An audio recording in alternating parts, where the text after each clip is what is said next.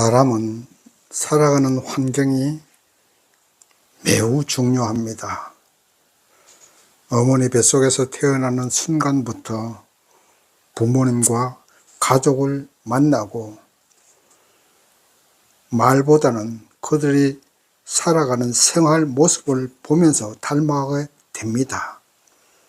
그래서 부모님들은 말로 가르치려 하는 것보다는 살아가는 모습이 자녀에게 다 본이 된다는 사실을 기억해야 됩니다. 이제 아이들이 조금 더 성장하면 유치원에 가고 학교를 다니면서 친구들의 영향을 받게 됩니다. 그래서 친구들이 부자이면 앞으로의 삶에서 부자가 될 확률이 높습니다. 이와 같은 것은 교회에서도 그대로 적용이 됩니다. 어떤 교회를 출석해서 어떤 설교 말씀을 듣느냐에 따라서 신앙의 모양이 달라지고 교회 전반적인 분위기가 성도들 간의 코이노니아, 다시 말씀드리면 교제를 중시하는가 아니면 뜨거운 기도와 성령 충만을 중시하는지에 따라서 그대로 영향을 받아서 믿음도 그렇게 성장해 갑니다. 오늘 본문 베드로전서 5장은 베드로전서의 마지막 장으로서 베드로가 같은 장로의 입장에서 교회를 이끌어가는 장로들에게 목회를 어떻게 하고 양문이 되는 성도들을 어떻게 이끌어 갈 것인가에 대해서 말씀하고 있습니다. 그리고 젊은 성도들은 장로들에게 또 어떻게 해야 할 것인가에 대해서 말씀하고 있습니다. 그리고 마지막으로 고난에 대해서 어떻게 대처할 것인가에 대해서 말씀하는 내용으로 구성이 되어 있습니다. 그럼 우리가 하나씩 공부해 보겠는데, 첫 번째는 장로들이 어떻게 목회를 할 것인가에 대해서 말씀한 내용부터 공부해 보겠습니다. 본문 말씀 베드로전서 5장 2절에서 3절 말씀 보십시다. 거기 보면 교회 지도자인 장로들은 교인들을 지도하고 목회를 할 때 하나님의 뜻을 쫓아 행하되 자원함과 즐거운 마음으로 하라고 합니다. 여기서 잠시 초대교회 지도자의 직책을 알아봐야 됩니다.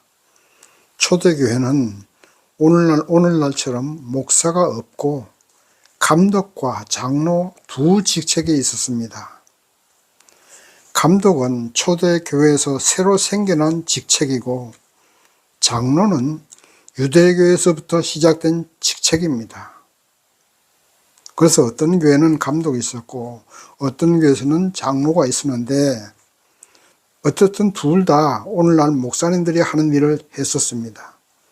교회 행정이나 또 교육, 또 영적인 권면 이런 것을 하는 영적 지도자들이었습니다. 장로님이나 아니면 감독님이나 모두 다 그런 영적 지도자들이었습니다. 바로 이런 영적 지도자인 장로들에게 베드로는 자신도 같은 장로의 입장에서 부탁한다고 합니다. 그리고 예수의 고난과 부활을 다 목격했지만 같은 장로로서 겸손한 자세로 부탁하고 있습니다. 교인들을 지도해 나갈 때 더러운 이익을 탐하지 말고 자원함으로 또 즐거운 마음으로 하라고 부탁하고 있습니다. 또 주장하는 자세를 취하기보다는 자신의 행동으로 모범을 보이라고 말씀하고 있습니다. 사람은 무슨 일을 하든지 자원하는 마음, 즐거운 마음으로 하는 것이 참으로 중요합니다.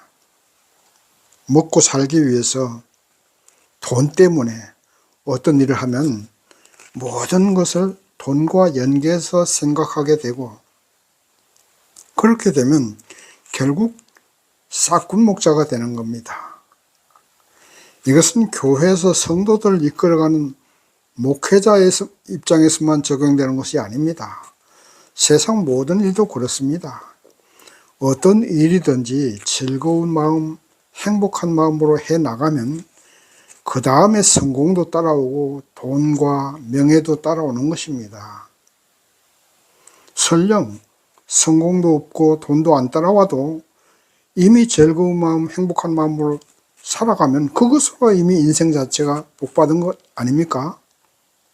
그러나 반대로 어떤 일을 하는데 소질도 없고 적성에도 맞지 않는 일을 갖다가 돈 때문에 아니면 돈을 많이 받아 벌 것 같으니까 시작한다면 그것은 성공하기도 힘들고 인생 자체가 짜증나고 불행하고 행복하지도 않습니다. 또 설령 성공했다 할지라도 그 성공이 행복을 보장하지 못합니다. 왜? 적성이지 안 맞으니까. 일하는 게 즐겁지도 않고 행복하지도 않으니까. 그러니까 그것은 성공한다고 해도 성공이 아니지요.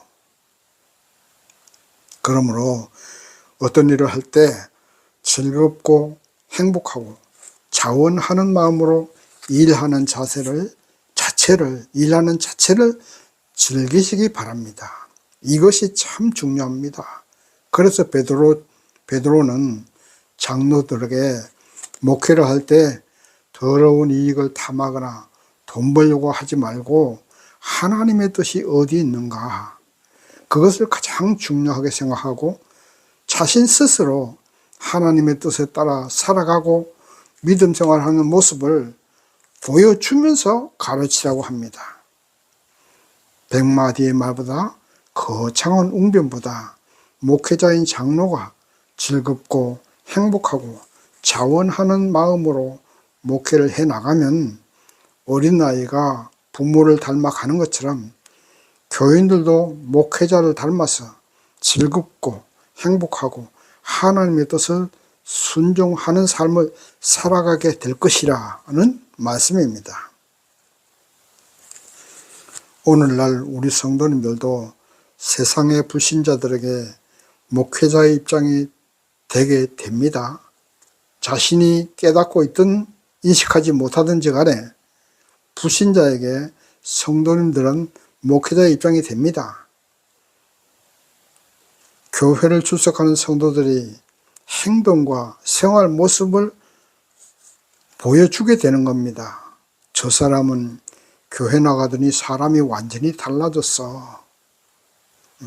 하나님을 믿기 전에는 맨날 인상 쓰고 짜증내고 걸핏하면 싸움이나 하던 사람이 항상 웃고 가정에도 웃음소리가 나오고 부부관계도 좋아지고, 이런 평가를 받아야 됩니다.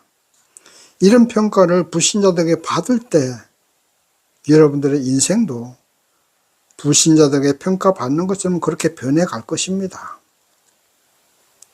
본문 말씀 4절 말씀 보면 썩지 않고 시들지 않는 영광의 면류관을 얻는다고 말씀하고 있습니다. 옛날 그리스에서는 운동선수들이 운동 시합에서 우승을 하면 월계수 이파리를 엮어가지고 면류관을 씌워줬습니다. 그러나 그런 면류관은 금방 시들고 상하지만 우리 목자장 되시는 예수님이 주시는 면류관은 시들거나 썩지도 않는 영광의 면류관을 주신다고 했습니다. 그러므로 무슨 일이든지 즐겁고 자원하는 마음으로, 행복한 마음으로 일하는 자체를 즐기시기 바랍니다.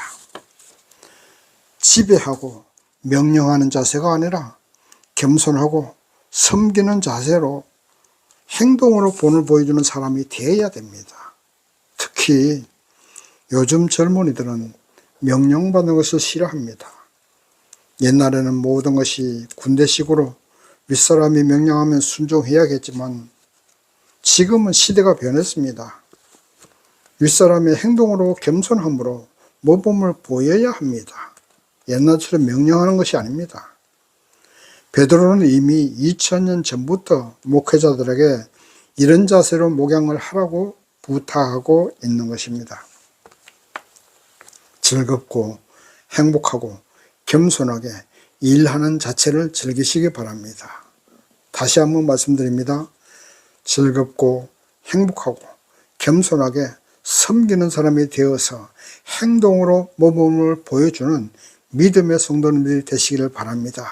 이렇게만 하시면 성공과 행복과 영광의 면류관을 우리 주님께서 여러분에게 씌워 주실 줄 믿습니다. 두 번째, 젊은이들은 교회에서 어떻게 해야 할 것인가에 대해서 말씀하고 있습니다. 본문 말씀 5절 말씀 보시겠습니다. 젊은 자들아 이와 같이 순복하고 서로 겸손으로 허리를 동이라. 하나님이 교만한 자를 대적하시되 겸손한 자들에게는 은혜를 주시느니라. 아멘. 본문에서 젊은 자들은 연령적으로 젊은 사람도 되겠지만 신앙적으로 젊은 자라고 이해하여도 무방합니다. 교회를 출석한 것은 하나님을 믿기 위해서 출석하는 것 아닙니까? 교회는 회사도 아닙니다. 직장도 아닙니다. 하나님의 집입니다. 하나님의 집에 들어와서 고개 빳빳하게 들고 자기 재산 자랑하려 하고 자기 사회적 신분 자랑하려 하면 그것은 겸손한 것이 아닙니다. 하나님은 그런 사람에게 은혜 베푸시지 않습니다. 먼저 신앙의 선배 되시는 교회 장로님과 그리고 신앙의 선배들인 집사님, 장로, 권사님들에게 겸손하게 순복해야 합니다. 하나님은 그런 사람에게 은혜 베푸시고 그런 겸손한 사람을 높이시는 겁니다. 이런 것은 교회뿐만이 아니죠. 사회생활 할 때도 그렇습니다. 어디를 가든지 겸손한 모습을 보일 때 도움을 받을 수 있고 좋은 인상을 줄 수가 있습니다. 건방지고 교만하게 행동하면 절대 도움받을 수가 없지요. 그래서 사회에서도 그렇고 교회에서도 그렇게 겸손한 자세로 무엇인가 배우려는 자세를 취하는 것이 아주 중요한 것입니다. 하나님은 바로 이렇게 겸손함으로 허리를 동에 맨 그런 사람에게 은혜를 베푸신다는 사실을 꼭 기억하시기 바랍니다. 그리고 본문 말씀 7절 말씀 보시면 너희 염려를 다 주께 맡기라 이렇게 말씀하셨습니다. 일단 교회 출석하고 하나님의 자녀가 된 것이고 교회 출석하고 하나님의 자녀가 되었으면 하나님이 우리를 보살펴 주십니다. 부모가 어린 자녀들을 보살펴 주시는 것 이상으로 우리를 지켜보시고 계시면서 보살펴 주십니다. 그러므로 하나님을 믿는 성도가 되었으면 살아가면서 골치 아프고 걱정되고 염려되는 것을 다 주님께 맡기려고 하십니다. 누구에게요? 목사님에게요? 아닙니다. 아니면 장로님들에게? 권사님들에게요? 아닙니다. 우리 주 예수님께 다 맡기시기 바랍니다. 그것이 믿음입니다. 믿음이 없으면 내가 가슴에 염려 근심을 품고 내가 해결하려 합니다. 그래서 그 염려와 걱정 때문에 밥맛도 없고 만나는 사람에게 짜증내고 화를 냅니다. 죄 없는 아이들에게 짜증내고 죄 없는 신랑한테 바가지 긁고 죄 없는 부인에게 화풀이 하는 것입니다. 결국 자신도 모르게 마귀의 자녀가 돼 가는 것입니다. 마귀의 자녀가 다른 게 아닙니다. 죄 없는 사람에게 화풀이하고 평화를 깨고 시기와 다툼을 일삼는 그런 행동이 마귀의 자녀가 되는 것입니다. 하나님을 믿는다면 모든 것을 하나님께 맡기십시오. 걱정, 근심, 염려 우리 주 예수님께 맡기세요. 사람이기 때문에 살다 보면 걱정이 있고 근심도 생깁니다. 이럴 때 우리는 정신 바짝 차리고 마귀가 내 마음속에 걱정, 근심에 미끼를 던지는구나 생각하시고 그것을 대적하고 그것을 하나님께 맡기십시오. 하나님, 내가 지금 이런 것이 걱정되고 고민됩니다. 내가 더 이상 이런 걱정을 하지 않고 주님께 맡기고자 합니다. 그러니 우리 주님께서 마음속에 평화를 주옵소서 기도하면서 이겨내야 됩니다.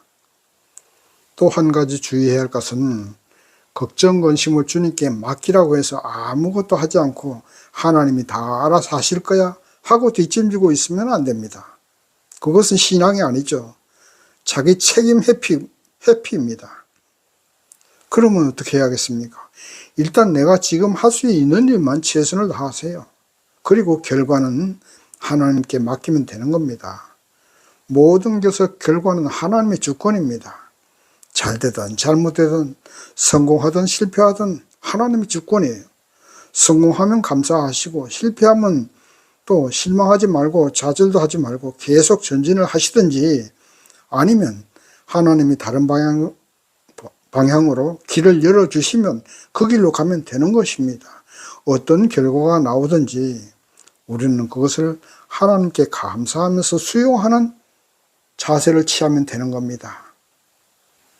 베드로는 바로 젊은이들에게 이렇게 하라고 부탁하고 있는 것입니다. 우리 겸손하십시다. 그리고 하나님을 믿는다면 염려하고 걱정하지 마십시다. 하루하루 감사와 기쁨으로 내가 할 수 있는 일만 최선을 다해서 살아나가십시다. 성공과 실패는 주님께 맡기세요. 걱정, 근심, 염려도 주님께 맡기세요. 소문 만복리라는 말이 있습니다. 웃음소리가 나는 집에는 복이 온다는 말입니다. 집안에서 싸우는 소리가 나서는 그 집안 절대 잘 되지 않습니다. 감사의 노래, 웃음소리가 나는 집이 되어야 어디를 가든지 여러분이 가는 곳에 감사의 씨를 뿌리고 겸손의 행동을 보여서 여러분이 있는 곳이 직장이든지 사업체든지 그 어디든지 감사와 찬양 그리고 웃음과 좋은 분위기가 되게 하십시오. 그것이 하나님의 뜻이고 그것이 마귀를 대적하는 길입니다. 겸손한 자에겐 마귀가 둔타지 못하고 감사와 기쁨과 은혜 가운데서 사는 사람에게는 마귀가 역사하지 못합니다. 마귀를 대적해서 승리하시는 우리가 되어야 할 줄 믿습니다. 세 번째, 고난당하는 성도에게 어떻게 하라고 가르치는가에 대해서 보겠습니다. 오늘 본문 말씀 10절 말씀 보시겠습니다. 모든 은혜의 하나님 곧 그리스도 안에서 너희를 부르사 자기의 영원한 영광에 들어가게 하시니가 잠깐 고난을 받는 너희를 친히 온전케 하시며 굳게 하시며 강하게 하시며 터를 견고케 하시리라. 아멘. 요즘 하나님을 믿고 교회 나오는 것하고 초대교회 당시 하나님을 믿고 교회 출석하는 것하고는 비교할 수 없을 정도로 큰 차이가 납니다. 왜냐하면 초대교회 당시는 교회 출석한다는 것은 죽음을 각오한 것입니다. 또 모든 재산을 잃어버릴 각오를 한 것이 교회 출석하는 것입니다. 그러나 요즘은 어떻습니까? 오히려 요즘에는 교회 출석하면 여러 가지 도움을 많이 받게 되는 경우가 많습니다. 죽음을 각오한다거나 물질적인 손해를 각오하지 않습니다. 그래서 베드로는 믿음 생활하면서 고난당하는 성도들에게 다시 한번 위로하고 힘을 주고 있습니다. 주를 위한 고난을 받고 믿음 때문에 고난을 당하는 성도들에게 우리 주 예수님께서는 온전케 하신다고 했습니다. 온전케 하신다는 말씀은 조정해서 수선한다는 말입니다. 예를 든다면 못 입는 옷을 수선집에 가서 크기도 줄이고 스타일도 바꿔서 멋진 옷으로 재탄생하는 것처럼 우리가 당하는 고난을 인해서 우리의 인격을 다듬고 신앙을 고쳐서 멋진 사람, 하나님의 백성으로 만들어 주신다는 그런 말씀입니다. 그러므로 믿음 때문에 당하는 고난을 이상하게 생각하지 마시기 바랍니다.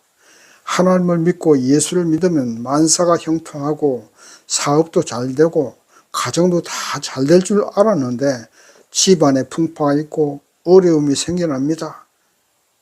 그러나 그것을 이상하게 생각하거나 하나님을 원망하거나 절에 가다가 교회 나가서 부처님이 노하셨는가 하는 그런 이상한 생각하지 마세요. 어떤 사람은 그런 이상한 생각하는 사람 많습니다. 하나님이 우리에게 복을 주시고 있는 하나의 과정이라고 믿으시기 바랍니다. 밥을 먹으려면 밥이 끓어야 되지요. 집을 지으려면 집틀을 단단하게 다져야 됩니다. 집틀을 다지지 않고 집을 지으면 집이 한쪽으로 기울어집니다. 끓지 않고 밥이 되면 밥이 설어요. 그냥 생쌀입니다. 우리를 강건하게 하고 신앙적으로 성장하게 하기 위해서 우리가 고난을 당하도록 하시기도 합니다. 그래서 고난당하는 것이 이상하게 생각할 것이 아니라 나에게 유익이라고 믿고 고백해야 됩니다. 예수님도 고난당하셨는데 그 고난 뒤에 부활의 영광이 있었는데 내가 고난당한 것 이상할 것 없지 않습니까? 부활의 축복을 위한 고난이고 주님의 고난에 동참하는 것이고 신앙의 집을 짓기 위한 틀을 닦는 것입니다. 고난을 통해서 우리의 신앙의 면역력이 생기고 사단의 공격에서 살아남고 싸워서 이길 수 있게 하는 주님의 사랑의 채찍입니다. 고난받을 때 이렇게 믿으시기 바랍니다. 입에 쓴 것이 대개는 우리 몸에 약이 됩니다. 그러나 입에 달콤한 맛을 주는 것은 거의 모든 것이 우리 건강에 치명적이 됩니다. 그러므로 고난도 없고 달콤한 신앙생활을 꿈꾸거나 원하면 안 됩니다. 그것은 이상한 일입니다. 고난을 당하는 것은 감사하십시오. 우리의 뼈가 탄탄해지고 몸이 건강해지는 것처럼 신앙의 뼈대가 탄탄해지고 믿음의 건강이 튼튼해지는 것입니다. 젊어 고생은 사서도 한다는 말이 있습니다. 젊어서 여러 가지 경험과 고생을 해본 사람은 인생의 쓴맛을 미리 보았기 때문에 나이가 들어서도 그런 것을 이겨낼 수 있습니다. 그러나 온실 속에서 자라난 화초처럼 젊어서 부모님 잘 만나서 고생도 해보지 않고 젊은 시절 보낸 사람은 나중에 부모님 돌아가시고 인생의 쓴맛을 보게 되면 그 시련을 헤어나지 못합니다.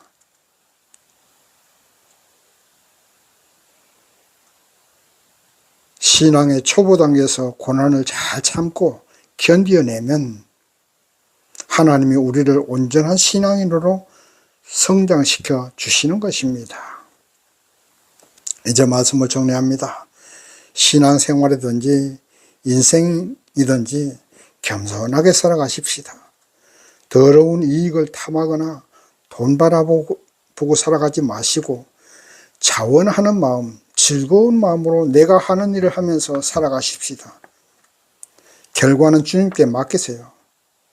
고난당하고 고난을 만나도 이상하게 생각하거나 의심하지 마십시오. 하나님이 우리에게 복 주시기 위한 하나의 과정으로 믿고 이겨내십시다. 언제 어디서나 항상 감사하고 행복한 마음으로 살아감으로써 사단을 대적하고 싸워 이기는 여러분들이 되시기를 주님의 이름으로 축원합니다. 아멘.